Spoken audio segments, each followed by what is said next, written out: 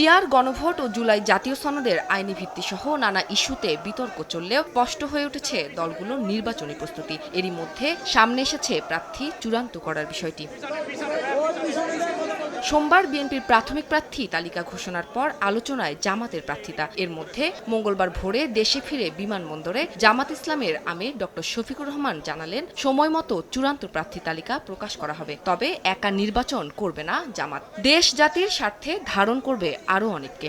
যেহেতু আমরা একা ইলেকশন করব না, আরও অনেককে আমরা ধারণ করব দেশ এবং জাতির স্বার্থে, সব দিক বিবেচনা করেই চূড়ান্তভাবে যথাসময় ইনশাআল্লাহ আমরা প্রার্থী ঘোষণা করব।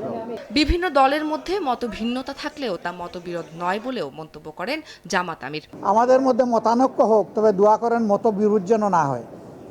মতের ভিন্নতা থাকবে, এটাই গণতন্ত্রের সৌন্দর্য। সব দল তো এক দল নয়, সবগুলা দল ভিন্ন ভিন্ন, তাদের দৃষ্টিভঙ্গিতেও কিছু পার্থক্য থাকবে, এটাই স্বাভাবিক। 19 অক্টোবর ওমরা পালনে সৌদি আরবে যান জামাত আমির। পরে যুক্তরাষ্ট্র ও যুক্তরাজ্য সফর করেন তিনি।